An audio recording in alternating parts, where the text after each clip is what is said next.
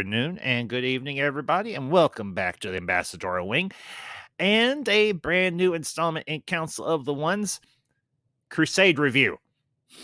Because we've finished Babylon 5. We finished it last week after almost 3 years. We finally finished it, and I don't say that with like joy or happiness, but we are moving on to Crusade. So, greetings, fellow Crusaders. I was wondering if I should say that because I know there might be some issue because, the Crusades were not a good thing. But hey, anyway, I'm here. You're here. How are you? I hope everyone's having a good day. And glad to see so many familiar faces. Good to see some new faces. Ace Moick, I know it's been a few minutes, bud. Good to see you. Hope you're having a good stream. I hope you're having a good day. Drake Tungsten, Sleeping Collectibles, Bureau 31, Archer Colin, all the usual suspects, but anything but suspicious. Good to see you. And of course, my fellow council members, Fiona Wolf, Koj, and Mountains of Elysium, my friends. Good to see y'all as well. So, the poor people in Crusade already have a red shirt situation in the first couple minutes. Oh.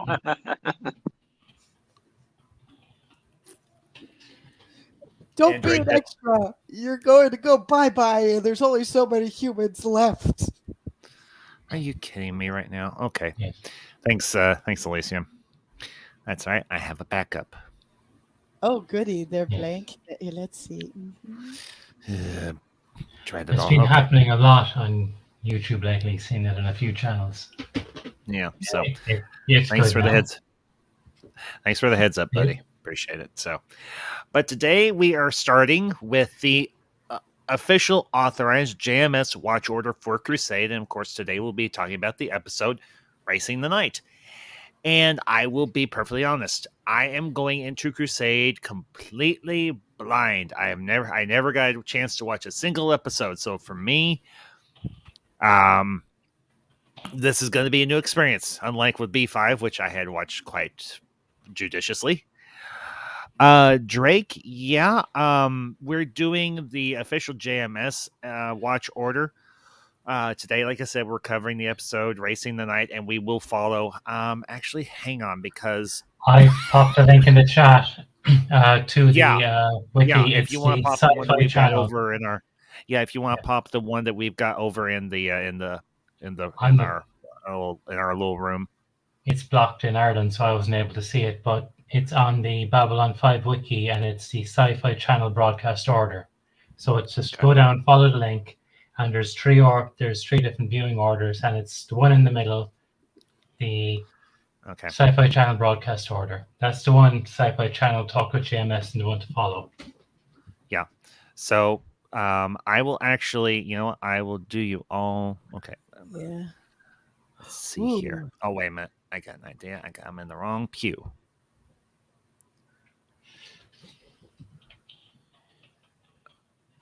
All right, here we go.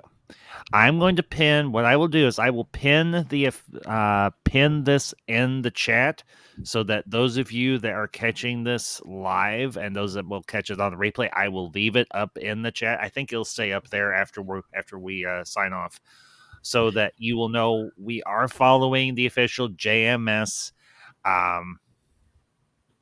watch order for Crusade. And I think, like I said, this will be the third time I say it. We're going to be doing the episode Racing the Night, as it says down in the title. So this is I'll be honest. It was a bit jarring not seeing the usual cast of characters, because after 5 years of seeing the same cast of characters, seeing Bill Lumberg as the commander of a ship is a little jarring, but I will say this: Gary Cole is not a bad actor, not necessarily a bad choice for this part of Matthew Gideon. So, but I don't want to ramble on too much here. Koj, I love that avatar. See the pop-up? Yeah, I was just fixing it. That's my backup. Use your backup. Use your backup, because use your backup, buddy. And little note: Bill Lumberg. The ring he wears in the show hit, that's supposed to be his Academy ring in Universe, but that's the ring built Office Space was the next work he did after Crusade, and that's the ring he wears during Crusade as his big man ring in the show. So, little bit of trivia. Nice piece. I never noticed the ring. I noticed the actor who's like, yeah. Okay. So come in early. I'm gonna need you to find a cure to the Drac Plague. If you can do it in less than 5 years, that'd be great. Okay. Yeah. Hey, if you could just send Joanna to my quarters, that would be just super awesome. And just tell her to wear very little as possible. Send Lockley to his quarters because that's eventually what happens. Spoilers! I'm with Ambassador. I've only seen like 3 episodes as they were airing. I bought the thing, but I never watched it. And I'm really enjoying watching it. Already, I'm enjoying watching it out of order. Because it's kind of more extra layered and intriguing. And since I know it's not, it's only these episodes that we have, seeing it out of order in this kind of Pulp Fiction kind of JMS style, it tells me that it's going to at least like feel completed at the end in a way. One of my favorite episodes though for Crusade was the one where they do a little bit of a spoof on the X-Files, but the alien people are like the Mulder and Scully stand-in, but they're trying to investigate the Crusade crew. It's hilarious. Yeah. And just want to say hello to the chat once again. Archer Colin. Archer, missed you the last couple of weeks, buddy. Appreciate you being back here. And he says you can definitely tell this episode was designed as a first off, as each major character has an introduction here. Yep. And Ace Mowick. Ace, welcome, buddy. Good to see you. It's been a few minutes. So I keep forgetting that JMS was the brains behind this show. I love his run in Amazing Spider-Man, except Past Sins and One More Day, obviously. So I'll definitely check out the show. Ace, you're starting at the wrong end. You need to start with season 1 of B5 and then work your way up to Crusade. Not to mention you've got 4 really good TV movies and one that's kind of subpar. But anyway, I will comment on this. I was talking with Fiona and Alicia before we got started. This episode had a very Forbidden Planet-ish vibe to it. Did anybody else besides me get that? And this goes to y'all in the chat as well, for those of you familiar with the movie Forbidden Planet. So, anyhow. Yes. And I also think some of the episodes have more of a Twilight Zone kind of vibe to them. Just it had so much potential. God dang it, TNT! Ah! I know, right? It had all the little elements I enjoy in a kind of like an adventure, sci-fi, space opera exploration series. Yeah, this was JMS's, I think, answer to Star Trek, obviously, because we're not on a station anymore. We're in a ship that goes around places. And want to say hello to a new face in the chat, Crutch Cricket, Cora's mother, Cora's father. Yes. You're a few seasons off. We're not covering the Psychor right now, but Crutch Cricket, good to see you. Appreciate you stopping in. Drake, honestly, I have never seen this. This is the first time I've ever laid eyes on Crusade. I mean, like I said, I got the box set a while back. It's been a couple years ago. It has good commentary, though, especially from the guy who plays Galen. I'd recommend it at some point. I love Galen. Me too. Like his dynamic with Dorina. Like, they are like the Abbott and Costello of this series, where they just bounce off each other so well. I will one up you on that one, Fiona. Dorina and Galen are like the Bones and Spock of Crusade. Well said. So, and but this, I wasn't exactly sure what to expect with this series because, like I said, I have never watched it up until now. This is my first time peeping this. It wasn't a bad episode. I mean, there's a lot going on in it. And can I just say, we already have our jerk for the series, Max. Yep. Yo, I can't stand Max, especially when okay, I got two beefs with him already because his first thing of like Yeah. praising how corporations go on forever, that creeps me out. I don't like corporations. I think they're, I don't know. It's like you see this theme in stories and you kind of see it in real life. Some corporations get so big that they kind of think that they're above the law, above government. Military expeditions. Yeah, exactly. Because even in freaking Demolition Man, the medical corporation took over that place because of their breakthrough, and even in RoboCop, you have OCP. You know, they're like above the law apparently because they're so powerful and stuff. And the list goes on with stuff. But just seeing that guy praise all that just gave me the creeps. I was like, ugh. Also, when he made the phrase, "How aren't you willing to kill X amount of Narns just to save whatever?" That tells me that's like their corporation has probably dealt with the Centauri Republic because that's like a Centauri phrase of their like business and stuff. So there's a lot of interesting stuff going on here, and yeah, I don't like Max at all. Yeah, I just kind of want to thunder punch Max in the face. He's the anti-Dr. Franklin. He's like the complete opposite, you know. Because he's an archaeologist, right? He's an archaeologist. He's not a doctor. You've got Sarah Chambers. They have who's kind a of doctor. Like a yin yang thing, though. Dr. Franklin uses all his skills to try to help everybody, and Max uses all his skills to advance, saving humanity, of course. But at what cost? Right. It's just the way they're both very smart and on the ball, but they use their abilities in such different ways. It's just like, oh God.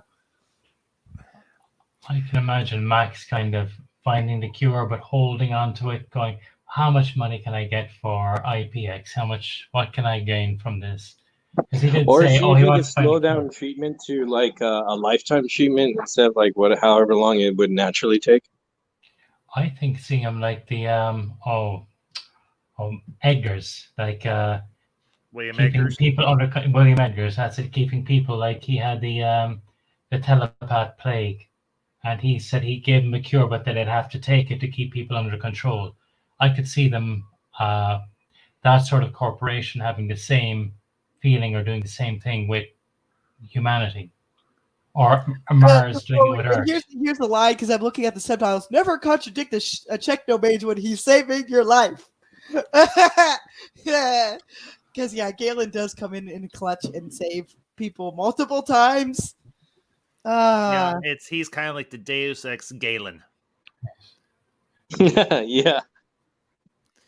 Somebody's in a pinch, send in the Technomage. Somebody's about to die, send in the Technomage. Something needs to be exploded, send in the Technomage or the big bad ship. Just gonna say that Archer Collin made a great point that let's see, you don't necessarily leap to conclusions about characters at first. And you're kind of right, I've seen Crusade before, I've seen where some of these characters go. And I think I'm going to deal with, while I know some characters have a path, I'll deal with characters as I see them at the moment. Like Jakar started off just as much as Max as a almost opportunist bad guy. But we'll see where the characters go, because he's definitely a mercenary. He has a very mercenary mindset. Yeah, but even some mercenaries have a code of honor. I mean, can we just say Mr. Boba Fett?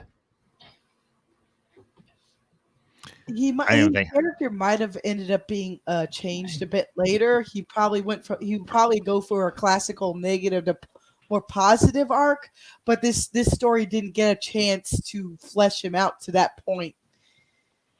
So, it's like, well, I mean, he did have some good qualities, but he's a case of where I think too many modern writers put too many flaws into a character, and then they don't showcase it just enough of their virtues to make them bearable on screen.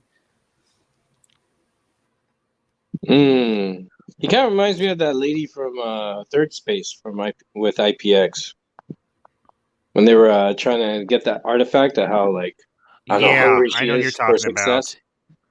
Yeah, I know who you're talking about. I remember now. It's been a little bit since I watched that. So, and Colin brings up a good point and everything, as he often does. But at least IPX has been well established as a trans-stellar corporation. For those who haven't seen the series before, doesn't necessarily leap to conclusions about the character at first. Yeah, that's true. So, And I want to say hello to the chat to Jacob Ironside. Jacob, good to see you, bud. And coming in with the classic. Zathras is used to be beast of burden to other people's needs. Very sad life. Probably very sad death. But at least there is symmetry. Yeah. Well, Yeah. we know one Zathras had an epic life with Mr. Sinclair. That is true. Yep. So, What if that's like their grandfather? He birthed them all. that's possible. But the funny thing is, we never saw any female Zathrases. So the question is, were there any, or did they just pop Or out they all holes have in the beards. ground? Or are they like the dwarves from Lord of the Rings? The beards? That's Yes. that's what I was referencing. Did they Yes. just pop out holes in the ground? Or they're just like asexual. Like remember, Enemy Mine, the creatures like birthed on their own. Yeah, they eat enough and then they pop out a new one. Yeah, Archer, Shara Belfonte's character. I can't remember the name of her character, but yeah, that's the name of the actress. So, probably be glad to hear this is a spooless series. Yes, there is no spoo here. Don't jump to conclusions. They may have There's it in the no galley. spoo here. We just started though. There's no spoo. Don't make me pull out the drop. I'll do it. I like Galen's conversation with Darina about vengeance. Before you Yes. step up, Mm. don't make a decision because it'll eat you alive. Yeah, I Before like you- how he. Path, like, oh, Yeah, I like how he elaborated that that like visual metaphor of like a journey to a certain end. It's like because I guess like the moment of opportunity someone can choose to exact a revenge or not is like a point in time that may never come or comes later. But I guess if you fixate on what you're going to do before you get there, you might miss life-changing journeys or revelations on the way there where you may find out that may not be the answer. You mean kind of like what happened to one of our favorite people, one of our favorite characters, the late Londo Mollari? Exactly. He was so fixated on the end, he lost sight of, I feel like, the journey to become a person, to make decisions when that opportunity comes your way, Yeah. And I want to say hello to a face have not seen in a while, Eastland Brookholder. Eastland, good to see you, my friend. Some species have females be a later phase and they have no young females or vice versa. That is true. Yeah. I think there are some some animals in the real life kingdom, real life animal kingdoms here on Earth that do that. So, kind of getting into the episode, this as Archer mentioned that we've kind of touched upon, this has a lot of introductory elements to it in terms of the main characters. Obviously, the first intros of the captain, Matthew Gideon. And he's being kind of accosted rather stringently by a bunch of, well, you know what? bureaucratic people. A Yay. bunch of, you know what? I'm going to say this. The next Drazi that chews out an Earther, I hope they thunder punch him in his ugly, scaly face. And if he has a nose, I hope it gets busted. Oh, Because oh. I've had my fill of these overbearing, stuck-up, snooty asshole Drazi. Yeah, I'm with you on that. Love these guys. if you remember, That's Pulver how I Archive- got it. That's right. Bunch of raging That's blowhards. reaction because you want everybody to be on Gideon's side for Earth's cure. But oh man, the favorite highlight of this episode for me is when Galen makes a homunculus of himself. And it's like, oh no, I hope I don't get torn apart. Yeah, the hologram. Yeah. He's so hilarious. It's so, I mean, Galen He's will like, be oh, one my of my liver. favorite I characters. forgot where that was. Yeah. And okay, I'm gonna say this, and I know this show is kind of old, but oh my gosh, the CGI Galen! Yes. Oh my gosh, it wasn't like cringy or anything, but it was just kind of, oh good grief, how far we have come. I mean, Well, yeah, but geez. it's still fine. I laughed my ass off because of his commentary, and then Galen does do a couple of token quotes in this thing, alluding to a wizard is never late. He arrives exactly when he needs to. That's true. That sort of thing. But yeah, the special effects, my friends and I would call that PlayStation 1 graphics, which is a term of very, very outdated early 90s. But to give them their PlayStation due, 1? you could see I what would they were say- trying.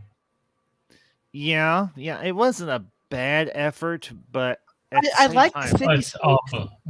The city looked pretty good, especially for the time the period. city wasn't bad, but I'll say this: the green screen of Captain Lumberg on his air speeder, Gideon. Yes. Oh, Captain Lumberg. I'm sorry, Captain Gideon. Captain Gideon. If you could Sorry, follow I'm me gonna have now, a little that'd fun be with great. this. Yes. So, If I can and I follow do you- want to say, go ahead, Lacey. I'm sorry, bud. I'm going to say, if you could follow me now, that'd be great. Yes.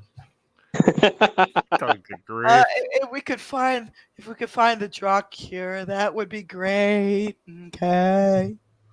And I do want to say hello to the chat, DJ Ronnie G. Ronnie, good to see you, bud. Appreciate you stopping in this evening or this afternoon, depending on what time zone you're in. I will bring up Archer's comment here real quick. The first note I made for this episode, at least the dream memory sequences are from Gideon's perspective. Yes, that is true. It's not from somebody else's. But no, I personally think that Crusade did last long enough to where the characters that I really enjoyed got to have a few moments to shine. Sorry, Max, I don't care about you. You could have been replaced by a robot dog, in fact, and I would have been happier. Could be replaced by K9 from Doctor Who, maybe. If you say who, I'm gonna have an episode of Geeker Rage. Smoke at your car. I get it. I can barely say who right now. Really, there's like certain consonants where it's like, oh, my throat doesn't want to work. Donate my body to science. Stop. Kojay's going to have to leave us here in a few minutes, so I want to give him the floor so he can share any thoughts that he has on the episode. So, Kojay, my friend, the floor is yours. Oh, thank you. I guess I don't have anything else to add, except I'm really excited. I like how this episode had a pace of getting to business, but at the same time, we got to enjoy each character. And I do like Galen when he said, expect me when you see me, because I remember that's when what Jakar said to Natoth at the end of season 1 when he was gone, or he said to someone. Maybe I'm wrong about that. But yeah, I like that phrase. I like how even though this is new, it's expanding Babylon 5 universe at whatever budget they can, and I'm enjoying it already. I'm excited for the next episode. And I do like the music. I have the soundtrack to this show, and because I just got addicted to Babylon 5 music, anything, and I like how different it is. I like how there's more clunky sound samples, like we hear like the sound of like metal banging on metal or something. It's really interesting, and I like it. So yeah, I'm happy to be here, and I'm glad we're doing this. Kojay, always a pleasure, buddy. And you have a good night. Don't work too hard, and obviously be safe out there. So, thank you. Much love, everyone, and God bless. God bless, bud. We'll talk to you later. God bless. Anyway, the one thing I will say about this episode, it does build up the tension because obviously we know the premise of the series. Find a cure to the Drock plague, but we also find out this was not the first time that the plague, that particular plague, was used, and technically it's not even the Drock plague; it's a shadow plague. So the dirty Drock are dirty dealing once again using somebody else's technology. Hey, if you're going to infect a planet, how about you invent your own dang plague instead of using somebody else's? You slack-jawed, lazy blighters.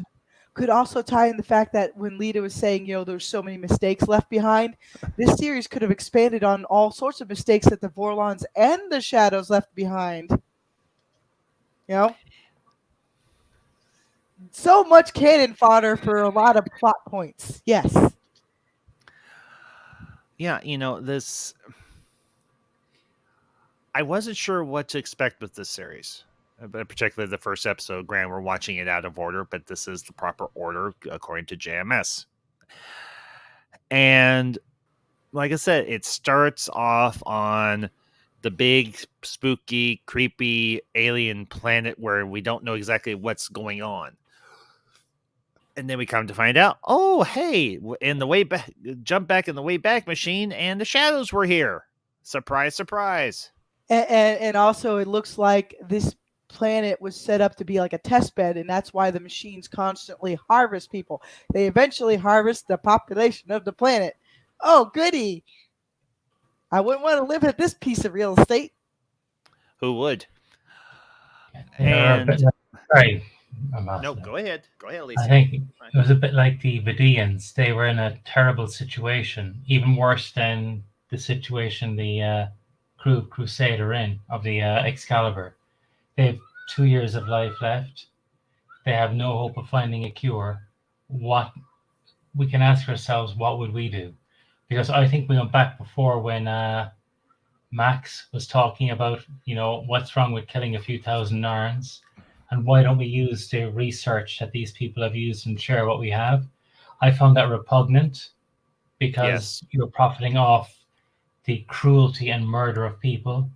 But if your entire species is going to die, what would we do in that situation? I mean, would we accept stuff gotten unethically? Well, you're still having a little bit of a, what do you call it, a Markab situation, where their scientists hid the problem so long that people weren't able to help them.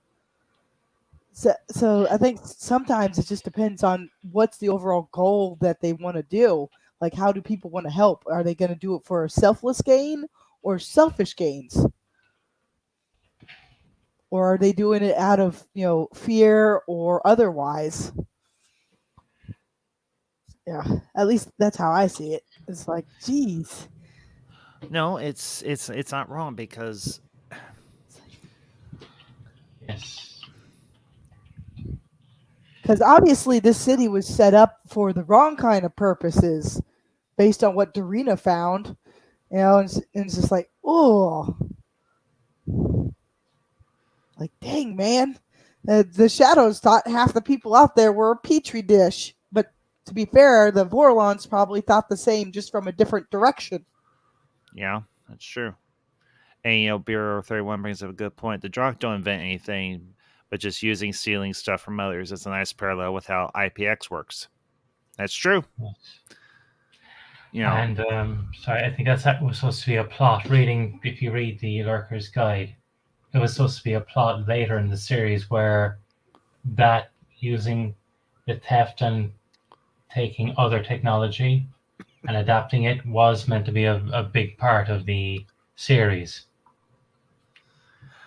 Well, yeah, because if you think about it, the Excalibur itself is a blend of Vorlon, reverse engineer Vorlon, Membari, and Earth technology. And they're using this ship to try and save the human race.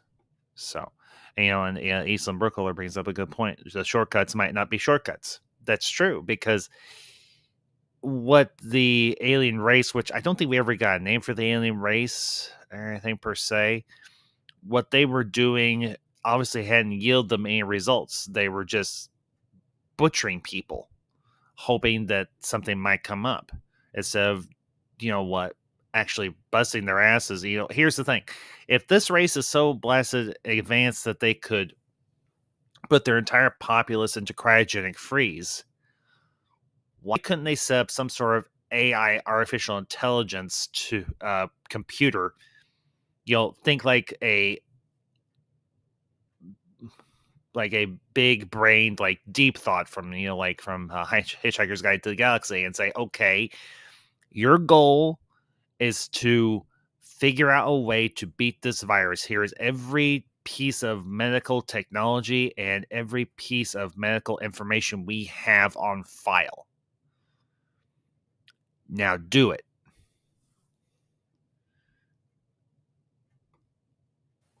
I imagine this thing would have had more, like that time that bomb came to Babylon 5, and you have to answer these questions kinds of incidences.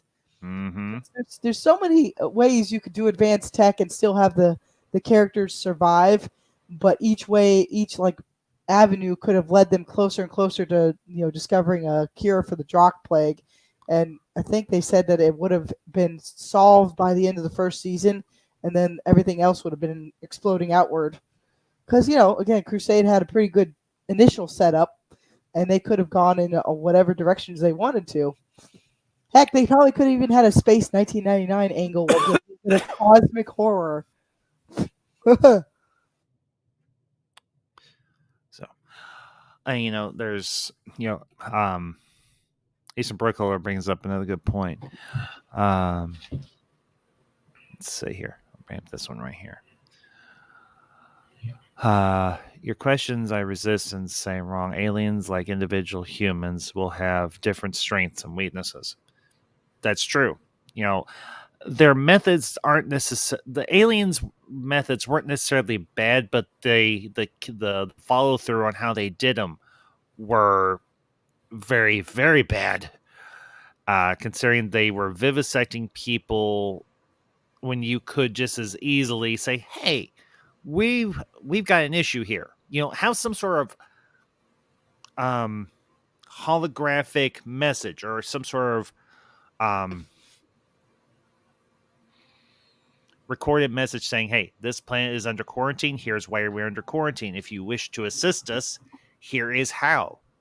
Leave us samples of your biological material so that we can study it."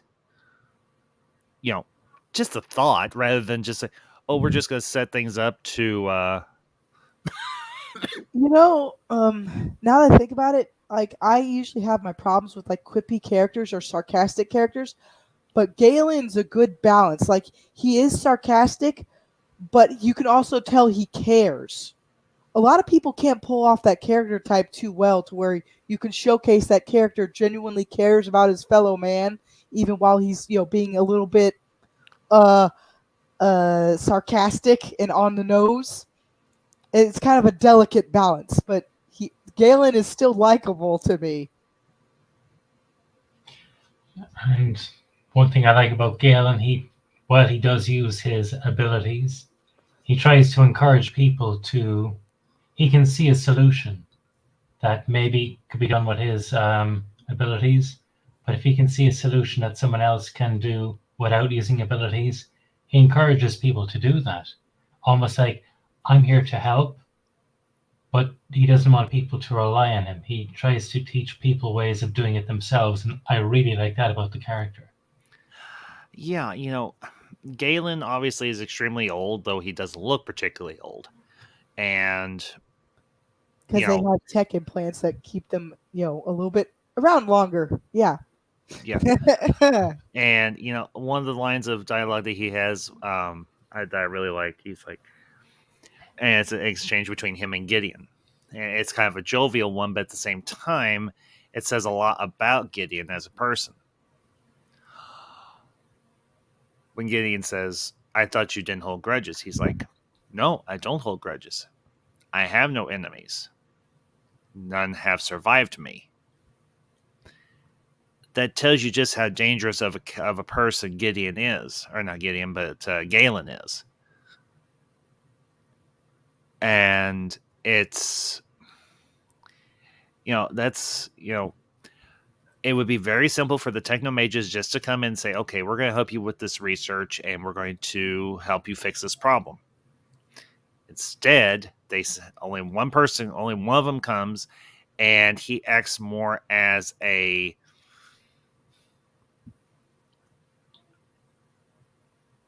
I'm trying to think of the right words here, so just bear with me for a second. He acts as a push forward to make people, as an encouragement for people to think for themselves. Because it would be easy for him to just say, okay, here's how you solve the virus. Because when you've got a group of beings like the techno mages out there, they could probably solve this problem maybe in a few months or a year if they're that powerful. But instead, they act as a guide. Yes, Eastland, thank you. A facilitator, a guide. Think kind of like a darker version of Yoda. Or a more dangerous, a more edgier version of Yoda. Think of that route.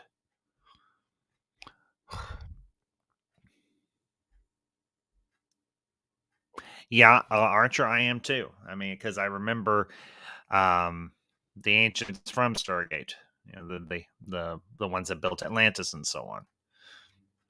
So, I know I've tossed a lot out there. Fiona, Elysium, any thoughts?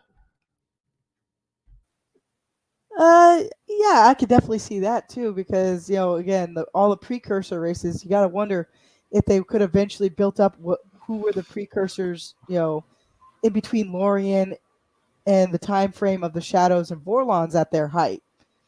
You never know; other precursors could have caused trouble too, because it's not like the Shadows and Vorlons garnered much friendship between other precursor races of their equivalent generation.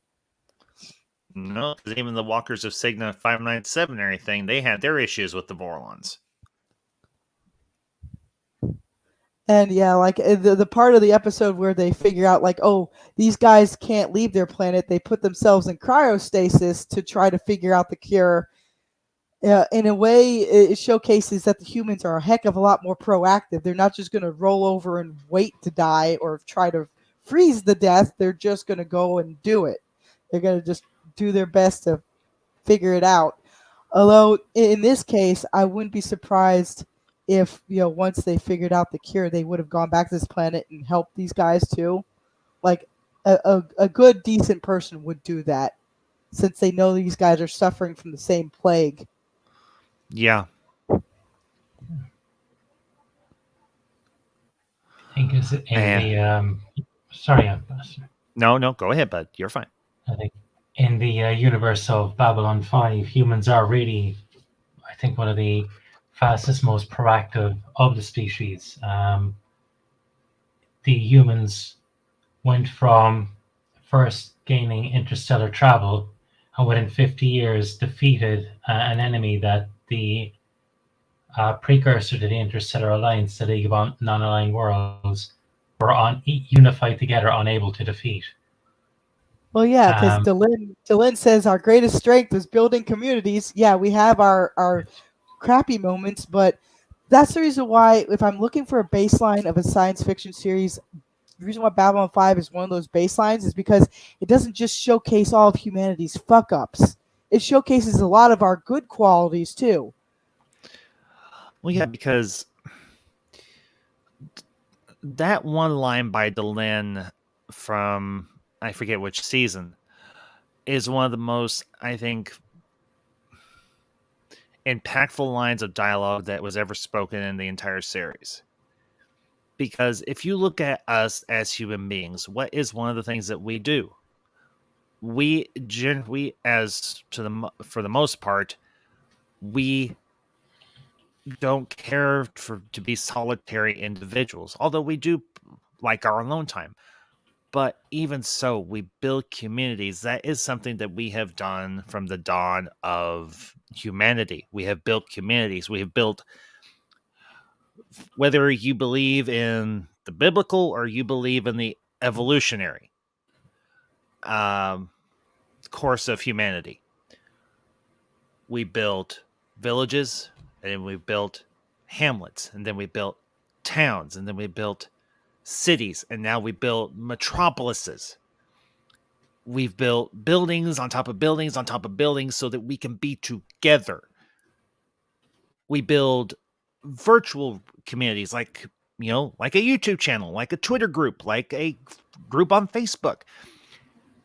It's something we do as people. It's core to who we are as individuals, because I think deep down, even though, as I said, we do like our solitary time, we abhor loneliness because we understand that a choir of voices is better than one by itself, even though that one voice could be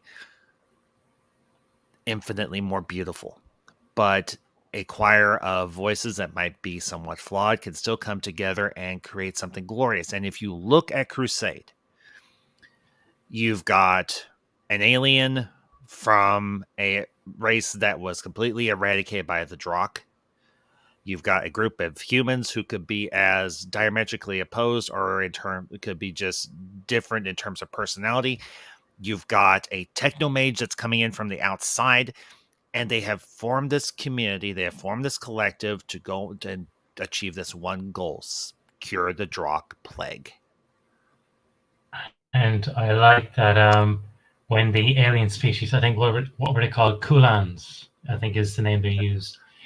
The one alien, that's his name. Oh, Yeah, the Kulan. I think they call it Kulans people, I think they call them. But they say, no, kind of, in exchange for our help, will you? And Gideon just says to him, no. If we find a cure, despite basically you being despicable creatures, we will give you the cure for free, but asking nothing in return. And that's something I wonder what other. That's something that showcases. I think I popped a quote in the chat there from Delenn that you're better than they think, and nobler than they know. That is something that epitomizes what Delenn said about humanity. Even meeting some creatures who have attacked, done absolutely atrocious and vile things, I'm still willing to help you despite what you've done. And it also speaks to our capacity to empathize, but also show mercy. Because Gideon could have very easily said, if we find a cure, we're going to let your people die because of what you've done. But instead, Gideon showed mercy. And he's like, no, if we find the cure, we will bring it back to you, no charge. That is something that is an inherently good human quality. Even to show mercy in the face of something that we would perceive as vile, but this race would perceive as their last recourse. In a lot of ways, they may have done everything they could. And that alien Kulan's, he's like, let's see how you are in 3 years if you are so prideful. He could very well be right. But at the end of it, our pride is one of those things that keeps us going. It can be a detriment to us, but oftentimes it is our pride. It is our willingness to keep going, regardless of how hopeless something may be, that defines us as not just as a person, but defines us as a race. Or I shouldn't say a race. Well, yeah, the human race. In this context, the term race is appropriate. Because the human race, no matter what political or social divide we may fall on, we are inherently hopeful that the future might be better than what we are currently living in. And that's something that JMS tried to exemplify in this series, in Babylon 5 and also in Crusade. This is humanity at its most desperate. And in that, we see just how truly noble humanity can be. And, it kind of comes back to that opening scene where that Drazi ambassador is being a complete and utter douchebag. And yes, I'll call him what he is. He's being a douchebag. And, obviously we know that just through the course of time that humanity does find a cure to the Drock plague. Otherwise, we wouldn't have evolved to what we see in Deconstruction of Falling Stars. We wouldn't see what we saw in those various segments of Deconstruction of Falling Stars. The Drock plague is cured. We overcome it. and it's a great piece of writing by JMS for a kid to have a character like Matthew Gideon say to an alien race who committed such horrible atrocities, at least as we perceive them, but it was the last desperate act of a race that was facing its own extinction. And in that, I think we can all, to a degree, understand what Kulin's people were trying to do, even if we don't agree with the methods. See, I the think, thing is, sorry. what I think would have been more effective for them is to basically put out information like a Rosetta Stone, be like, explain the situation, and see if other explorers would have been willing to help. You know, like here's some of our tech level. Does anybody have any information? Because in a more that's why I'm trying to go with a lot of science fiction nowadays. Like even with what I write, I want more people willing to help out rather than me. You know, I would have, if I was that race, I would have set up a like a kind of just a database. It's like, hey, please help us. We're suffering from this. Does anybody have any kind of clues? Instead of just like randomly, let's have these robots dissect everybody who visits. Like, oh God. To be fair to them, and I think Colin raises a point, how many are actually guilty? When you consider that only one is taken out of stasis, that person is then faced with a choice to, if he stops or she stops doing what they're doing, the entire race dies. So there's billions of people resting on that one person. So they may not be able to stop. How many people, when they went into stasis, knew what was happening? They're taken out of stasis and told, here's the situation. If you don't dissect any aliens or any creature that comes, the entire species dies. You have no choice, because you need to be there to wake up the next individual. And that must be a terrible situation to be in, because while we're calling them evil from what we're seeing in Archer, refer that to we don't know or can't make assumptions. We don't know, are these people truly evil, or are they placed in an impossible situation? They have to do it to save their own species because they're the only ones awake. And if they say no, everyone dies.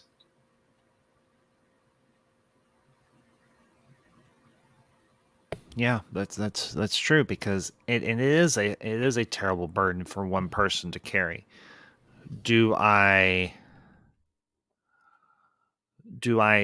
halt this research that could potentially save my race because it would be perceived as unethical to another,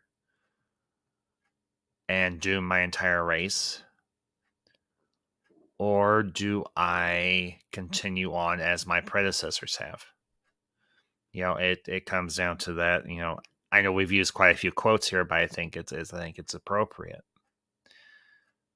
That great line by Spock: "The needs of the many outweigh the needs of the few, or the one." And With the one comment though, with being naive and vulnerable is not a good plan. Thing is, I just want science fiction to change to where that's not seen as a crutch. You know, being honest, being kind, you know, where it's not seen as a detriment. I don't want reality to continuously be like, oh, let's not trust anybody. You know, because that's like a sucky way to live. And this is the reason why it's hard for me to find any entertainment I truly enjoy, because a lot of our current model of entertainment is like, it has to have our gritty realism where if you're a good guy, you're naive and stupid and you'll die. And it's like, I'm sick and tired of that mindset. Really tired of it. yeah, I can't blame you. I am too. You know, and Colin brings up a good point. It's something we've touched upon before. The story does what good science fiction does: makes you consider the story from all angles. Yeah. Let's see. And, Eastland brings up a good point here. The word is treason, to go against the public will and pre-made decision. Yeah. I mean, all the other keepers, not keepers, but guardians, they would be committing treason. So do you betray your own race, or do you carry on as you should, as you've told to do, as everyone before you has done? And when they went to sleep, they were in the previous Shadow War. It's only Franklin is basically uniting medical practices by going around and getting that information that will help. So at that time, they were all individual species.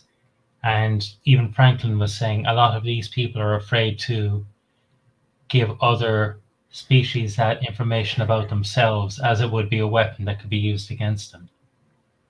And so that may explain also why they didn't send out that, ask for help. Or Colin also, I think, pointed out, I think they may not have had, was it, did I read you correctly? Yeah, did not have interstellar travel. Yeah, they had space travel, obviously, but they may not have had the means for interstellar travel, which is no easy feat. I mean, we can barely get outside of our own little ball here on Earth. Although Elon Musk is trying his damnedest. Just saying. Next 20 years, that guy's going to probably prove to be our Zephram Cochrane. If anybody gets that reference, I'm sure everybody here does. Oh, yes. So we need to protect Elon Musk. I think what we need to protect is the visionary spirit. Not so much Elon Musk himself, but that he inspires others. If they don't like him, build something that will get there before him. So guys, get there, do it. Stop pulling him down. Build yourself up. Yeah. You don't like him, fine. You don't like what he's doing, fine. Then go do it better. That's probably what he would say. He's like, you don't like what I'm doing? Okay, fine. Prove to me you can do it better. It's what any great visionary does. So, but, this is just, this first episode is just the start. I mean, we've got 12 more episodes. Sadly, that's all we got. But I am honestly, I will say this first episode. Drake, that's a good question. I want to say a combination of the OG Zephram Cochrane from Star Trek TOS, and maybe just a touch of the James Cromwell from Star Trek First Contact. That would be my ideal Zephram Cochrane. So, I'll bring up your comment here, Eastland. I devised a plot point which was cynical and based upon the opposite of the naive hope, carry a sword but want peace. Yeah. Pray for peace, but prepare for war. I think Mark has said it. It's better to carry a 2x4 and a kind word and just have a kind word, I think it was, in one of those episodes. So. Yeah.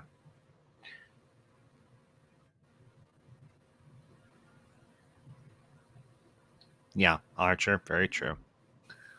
It's just because at this point, it's hard to find any kind of entertainment where it's like it doesn't have like some sense of gloom of like, oh, we're all doomed, we're all stupid, we all should die. Blah, blah. That's the reason why I can't stand The Expanse. It's like it turns into another human versus human fuck up. Yeah. And it's just like our issues, but set in space. It's like, I'm going to nope out of that shit so quick. Well, that's why here in a few weeks, once we finish Crusade, we will be moving on to a series that I think everybody will be on board with, and that is, of course, the Orville. And I am very happy to say that, well, granted, I have seasons 1 and 2 on DVD, and I will be watching them at some point. I mean, because I get that in most stories you need like some sort of conflict. Like, the conflict with Crusade is they got to find the cure in time. Mm-hmm. But for me, a lot of stories, like, I rather have more like external conflict in terms of like, battling something maybe outside people's understanding, rather than the same old, oh, me tribe hate your tribe, we killed each tribe, rawr. Yeah. It's just like, I see enough of that on the news. I'm so tired of it. Older entertainment knew people wanted to escape, especially in the Depression era. My God, did they know people wanted to escape real life, the misadventure for a couple hours a day. Yeah. That's true. And, that's why escapism, particularly now, I mean, okay, I'm going to say this briefly, particularly for those of us here who live in the United States. That's me and Fiona. I will not speak to anything specific, but I will try and speak in generalities, but I will speak very profoundly, well, very forcefully. The United States is in the shit. We all know it's in the shit. Every one of us that lives here knows it's in the shit. And the way we're going to get through it, and I quote Mother Ambassador when I asked her, how did you all get through those years in the 70s? After Watergate, after Nixon, after Vietnam, after the sky-high inflation, after Carter, after Ford, after all of that, how did you get through it? Mother Ambassador said this to me. We got through it together. We kept our heads up. We didn't lose our sense of humor. And we hoped that tomorrow would be better.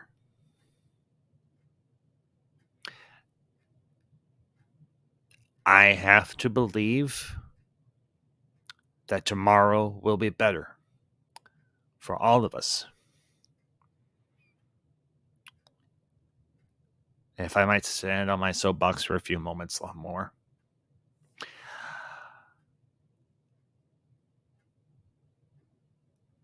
I believe it will be people like us that have to stand shoulder to shoulder against everyone that stands for what we believe in, for what we know it is right, and what is absolutely right. Not what a bunch of people on the left say is right.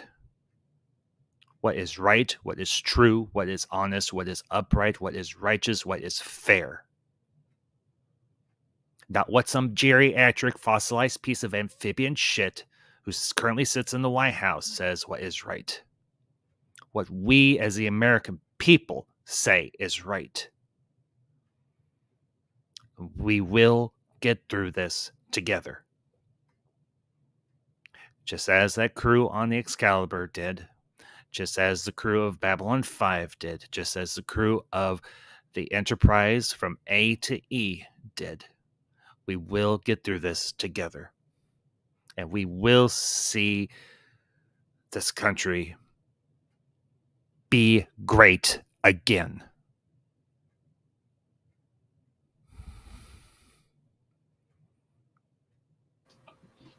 And everything that comment entails. People, I don't want to be blackpilled. It's like that. That is like demoralization ground zero.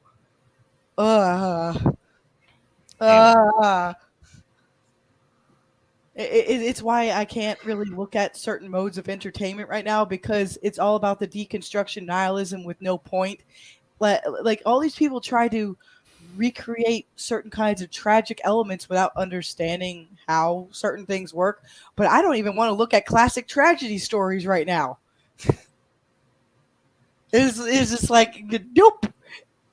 I don't care if it's corny and hokey. I'm going to keep looking at like the retro pulp, 1880s to like 1930s stuff. Because at least some people had more sense of hope back then. Yeah, they did. And for those of you who know me, I try not, this channel stays apolitical. I don't talk politics. At least I try not to. I only bring it up when I think it is relevant or prudent. I've even considered doing a spin-off channel where we can talk about politics and we can vent. Believe me, I've considered starting the political wing. But I asked myself, should I? The question is right now, I don't know. But all I will say is this here and now. I just want bare minimum Babylon 5 level hope. I even have that picture I I'm made. the same. I'm the same way. I want to be able to look at my fellow Americans' eye and them to see this, for them to see hope in me, and for them to believe it. And for all of us to believe that, would it be the West Wing? No, Archer, I don't want to get a copyright claim, and I definitely don't want to get I don't want to get in trouble with the federal government, particularly right now. Bunch of Orwellian jackbooted jackasses. Oh, I'm sorry. Did I say that out loud? Yes, I did, and I don't care. All right. 1984 wasn't the driver's manual, people. Okay. I'm going to step Sorry. off my soapbox right now because I'm getting a little heated and I don't like to, so I'm just going to back off. And but yes, but this is why I make my crazy good versus evil cosmic superhero space opera space fantasy. It's a mishmash of everything I like.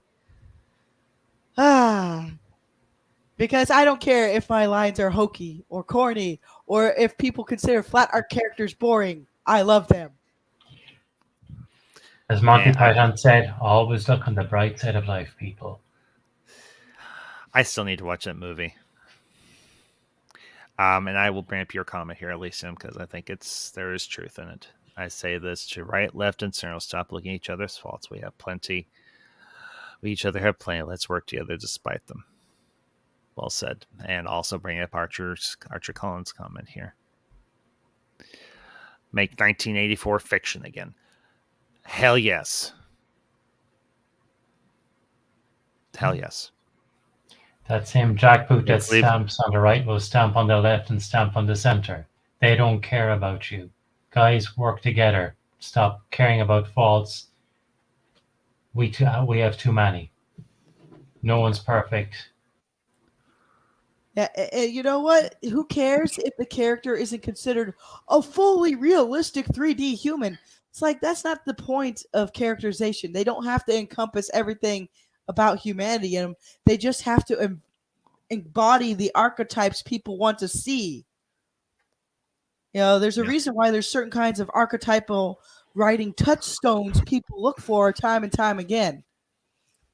Yeah, I mean, you've got them in this series. I mean, you've got them in Crusade, just like in Babylon 5.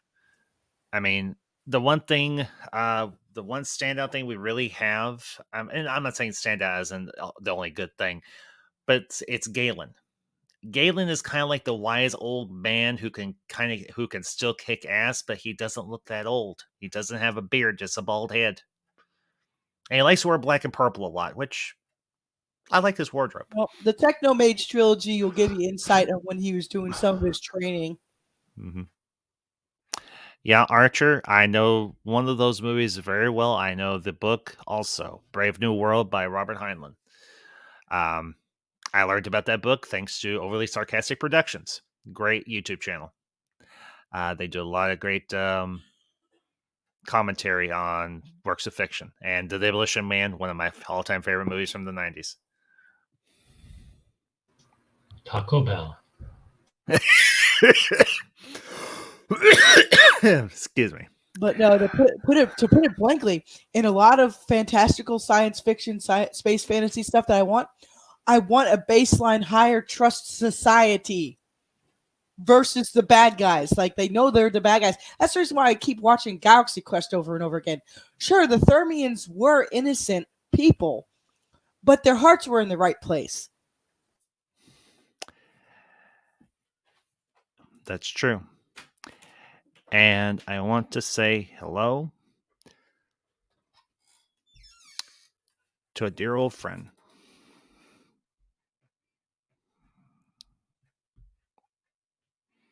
a face I have not seen in a very long time. Yep. Mr. Adega Outlaw, one of the founding members of this council. Oh, here, and also people It's- should buy his books. Yeah, I linked it. Yes. Adega, it has been a long time. It is good to see you. Missed you more than you can possibly know. And I applaud you for all your success. I have watched your, well, to quote a fictitious politician, I have watched your exploits with great interest. And I say to you, well done, my friend. Well done. And hope to see you again. I'm just going to pop the link to Adega's book on Amazon into the chat. So Well, guys, he's got more than the one there now. Yep. He's done. He also has got the Blood Witches stuff up.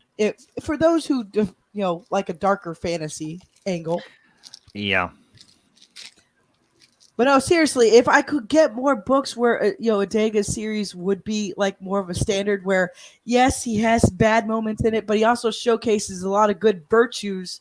Again, that Babylon 5 level hope or above. And Stargate, I rate a little bit higher in the hope category from Babylon 5, so that should tell you something. Yeah. And Upload Protocol is pretty much Fruit Loops on hope. Yes.